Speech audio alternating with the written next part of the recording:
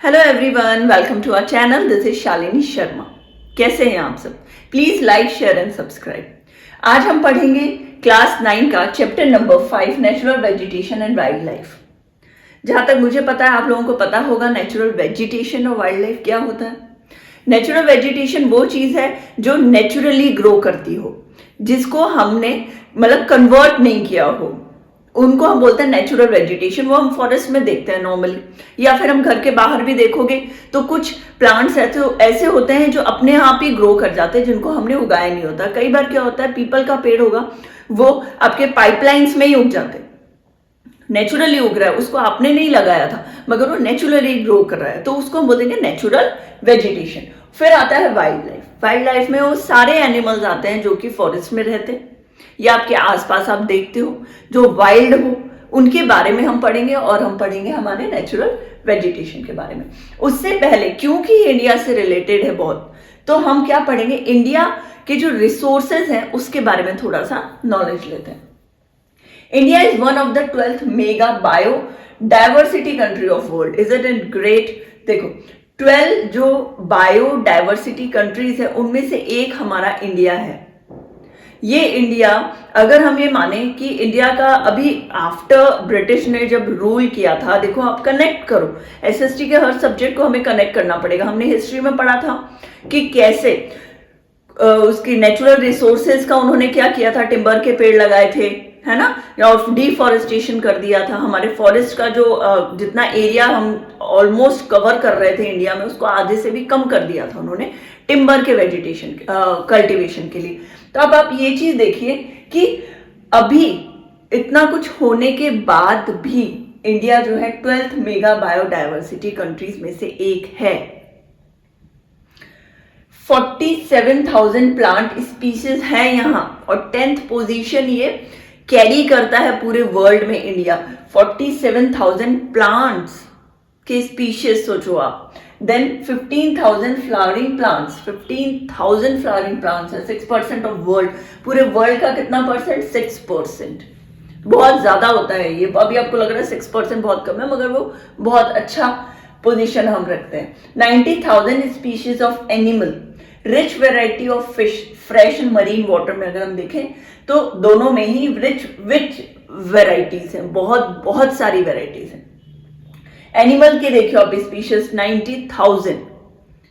यहां सिर्फ इंडिया की बात हो रही है। We are talking about India only, our own country. Huge variety of natural resources. वही बात है, इतना ह्यूज नेचुरल रिसोर्स था, इसीलिए तो इतने अट्रैक्ट हुए थे ब्रिटिशर्स, फॉरेनर्स, इसीलिए इतना कुछ यहाँ पे इतना टाइम रूल करके गए, है ना।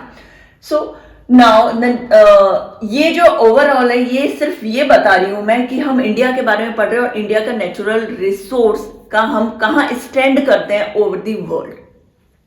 वर्जिन वेजिटेशन क्या होती है? देखो, वर्जिन वेजिटेशन एक प्लांट की कम्युनिटी है जो कई बार होता है ना, जैसे हमने देखा हिस्ट्री के चैप्टर्स में कि जो कल्टीवेटेड जितना भी एरिया था, फॉरेस्ट का जितना भी एरिया था, जो कि लोगों ने अभी वो जैसे बोल रहे थे ना कि बहुत वाइल्डनेस है, फॉरेस्ट में अंदर नहीं जा सकते, इसलिए फॉरेस्ट्री को डिफॉरेस्टेशन पे कन्वर्ट कर दो, हटा दो वहां के पेड़ जो यूजलेस है, वहां के यूज नहीं आ रहे, लोग अंदर नहीं जा पा रहे, वो एरिया हम कन्वर्ट करेंगे फैक्ट्रीज में, प्लांट्स में, है ना, सेटअप करेंगे। तो वो जो एरिया वो यूज में नहीं आ रहा था, उसी एरिया को हम बोलेंगे वर्जिन वेजिटेशन। प्लांट की कम्युनिटी है, बट नॉट ऑल। हर तरीके के प्लांट को हम वर्जिन वेजिटेशन का नाम नहीं दे सकते। क्यों? Vegetations which grow naturally without human aid. हमने कोई कुछ भी नहीं किया उसमें, मगर वो नेचुरली ग्रो कर रहे हैं। घर के आगे आप पानी, अगर आप देखोगे मिट्टी है, मिट्टी में आप कभी भी थोड़ा बहुत पानी देते होंगे ना, उस एरिया में ग्रास उग जाती है। क्या वो आपने प्लांट किया था? नहीं, वो आपने कभी प्लांट नहीं किया था, वो ऑटोमेटिकली खुद से ही ग्रो हो रही है। बाई चांस कोई पक्षी आ जाता है और कोई बीज उसके मुंह से या उसके पैर से डल जाता है वहां पे, तो क्या होता है कि वो फर्टिलिटी, सॉइल जो है उसी में फर्टिलिटी हो जाती है, और वही जो सीड है वो ग्रो करने लगता है सैंपल्स में, छोटे छोटे पौधों में। ठीक है, तो वही होता है नेचुरल वेजिटेशन। अब आप अपने घर के आगे का मत मानो, आप ये मानो कि हम उस कौन से लेवल पे पढ़ रहे हैं, फॉरेस्ट के लेवल पे पढ़ रहे हैं। ठीक है, तो vegetations which grow naturally without human aid and has been left undisturbed by human, human के उनके टच में ही नहीं आया, वो जगह ह्यूमन ने कभी देखी नहीं या फिर उसको काटा नहीं या उसको यूज में ही नहीं लिया, उसको हम बोलेंगे virgin vegetation, known as natural vegetation. The another name is natural vegetation. क्यों? क्योंकि वो नेचुरली ग्रो हुआ, हमने उसे नहीं उगाया, हमने कल्टीवेशन नहीं किया। आलू हो गया या ब्रिंजल हो गया या फ्रूट्स हो गया, वो हम कल्टीवेट कर रहे हैं। जो टिम्बर था वो ब्रिटिशर्स कल्टीवेट कर रहे थे, उसको उगा रहे थे, तो वो नेचुरल वेजिटेशन में नहीं आएगा, ना ही वो वर्जिन वेजिटेशन में आएगा। ठीक है। Cultivated crops, fruits, orchids are vegetation but not natural vegetation. क्यों? क्योंकि हम ग्रो कर रहे हैं, इस फ्लावर को हमने ग्रो किया। फ्रूट्स हमें चाहिए इसलिए हम उसे कल्टीवेट कर रहे हैं, और जो क्रॉप्स है वो हमें खाने हैं इसलिए हम उसे कल्टीवेट कर रहे हैं, वो नेचुरली ग्रो नहीं हुआ था। ठीक है। अब इसमें हम ये बता रहे हैं कि कौन से प्लांट की जो वैरायटी है उसको ध्यान से देखो। ये वर्जिन वाला ही टॉपिक चल रहा है, वर्जिन वेजिटेशन का ही टॉपिक है, टॉपिक चेंज नहीं हुआ। एंडेमिक और इंडिजीनियस। ठीक है। एंडेमिक या इंडिजीनियस में क्या होता है, वो प्लांट जो कि इंडिया में ऑलरेडी है, कहीं से लाए नहीं गए, कहीं से ला के उगाए नहीं गए, या बाई चांस कोई बर्ड आके, और कोई होता ना, जैसे बहुत सारे बर्ड्स हैं जो बाहर से आते हैं फॉरेन कंट्रीज में इंडिया में, तो बाई चांस उनके पैरों में, उनके पंखों में कोई सीड आ गया और यहाँ पे वो कल्टीवेट हो गया, वो ग्रो कर रहा है, तो एक से दूसरा, दूसरे तीसरा, कई सारे प्लांट्स जो है वो ग्रो करते हैं फिर एक ही जगह पे उन्हीं के सीड्स से। तो वो ऐसा नहीं हो, जो प्योरली इंडियन है वो एंडेमिक है, इंडिजीनियस है, और वो है अल्पाइन फ्लावर। ये एक एग्जाम्पल लिखा है मैंने, अल्पाइन फ्लावर। जो एक्सोटिक स्पीशीज है जो कि बाहर से आए हैं, came from outside of India, is lily. The example is lily. Lily India का प्लांट नहीं। ये दोनों समझ में आ गया, एंडेमिक और एक्सोटिक। ठीक है। अल्पाइन और लिली बहुत डिफरेंस है। एंडेमिक जो इंडिया में ऑलरेडी ग्रो कर रहे हैं सालों से, एक्सोटिक जो कि फॉरेन कंट्रीज से लाई गई। फ्लोरा, फ्लोरा का मतलब होता है प्लांट्स और फौना का मतलब होता है एनिमल्स। फ्लोरा एंड फौना, देखो कंफ्यूज मत होना, काफी सिमिलरिटी है दोनों वर्ड में, फ्लोरा और फौना में, कंफ्यूज मत हो। फ्लोरा तो होते हैं प्लांट्स, होते हैं प्लांट की स्पीशीज, चाहे वो ग्रास हो या फिर कोई भी ग्रीन जो नेचुरल है ना, आप उससे देखो, ग्रास हो, प्लांट्स हो, ट्रीज हो, सब कुछ फ्लोरा में आएगा। फौना में आएगा हर तरीके के एनिमल्स। ठीक है। Depends on climate and relief, दोनों ही चीजें क्लाइमेट पे डिपेंड करती है ना बहुत ज्यादा। आप बारिश, धूप, हवा, हर चीज पे उसका इफेक्ट पड़ता है प्लांट्स पे, और सेम विद एनिमल्स, एनिमल्स पे भी पड़ेगा। एंड रिलीफ, रिलीफ और ये मैं दोनों अच्छे से आपको वापस एक बार क्लियरली यहां पे लिख के बताती हूँ। रिलीफ है वो क्या इन्फ्लुएंस करता है, flora and fauna of an area. किसी भी एरिया के फ्लोरा फौना को ग्रो करने के लिए, सरवाइव करने के लिए रिलीफ बहुत ज्यादा इन्फ्लुएंस करता है चीजों को। कैसे? जैसे लैंड एंड सॉइल, दोनों बहुत अलग अलग चीज है। लैंड और सॉइल को मिक्स मत करना, लैंड अलग है, सॉइल अलग है। कैसे अलग है? लैंड तो कोई भी सरफेस हो सकता है, जहां आप खड़े हो हर सरफेस लैंड ही कहलाएगी। आपका घर बना हो लैंड कहलाएगा, आप रास्ते पे जा रहे हो लैंड कहलाएगा। ठीक है। जहां, मगर ये सॉइल क्या, सॉइल में आप घर बना सकते हो? नहीं बना सकते। तो ये डिफरेंस है जो सरफेस एरिया है। अब लैंड का एरिया देखो, mountain, plateau, plain area.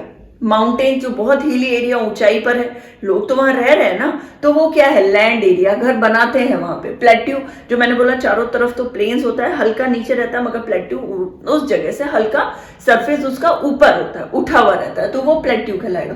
Plain area जो प्लेट्यू के आसपास का जो एरिया है वो प्लेन एरिया कहलाएगा। ठीक है।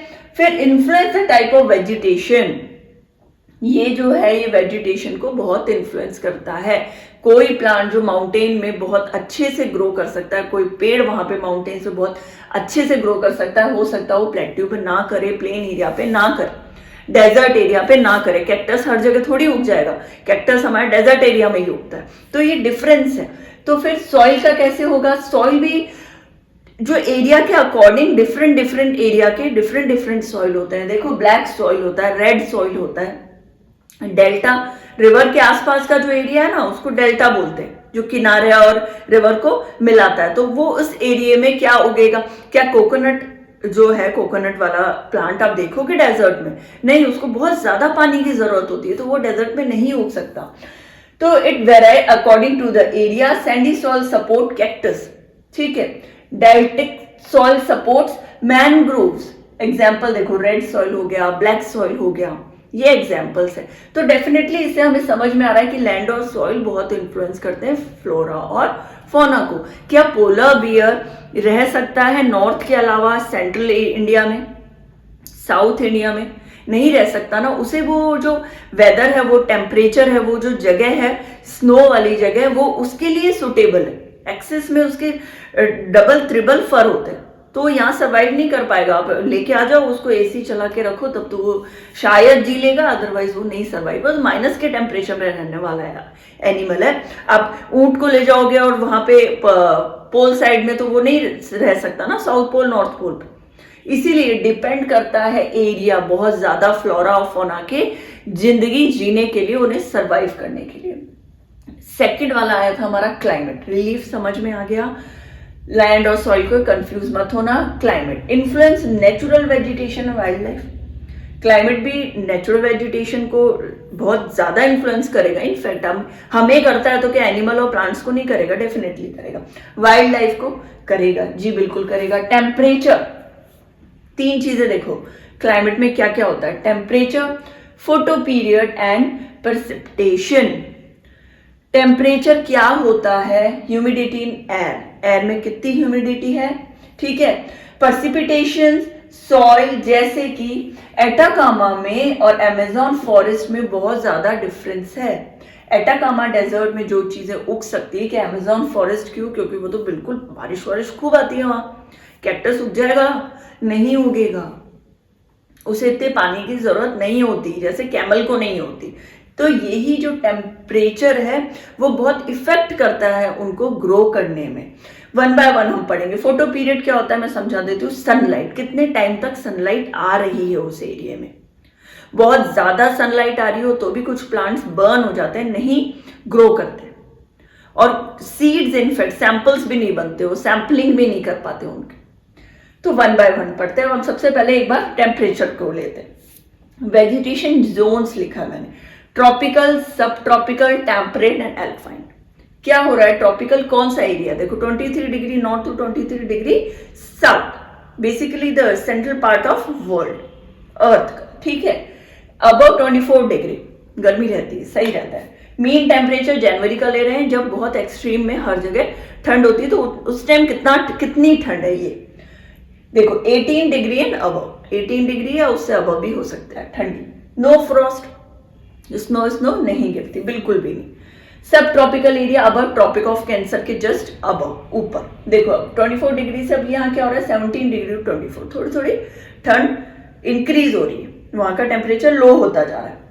10 degree Celsius to 18 degree celsius जनवरी का टेम्परेचर 10 तक पहुंचेगा. रेयर फ्रॉस्ट, कहीं बर्फ गिरती है, कहीं नहीं गिरती, बहुत हल्की हल्की किसी किसी जगह पे.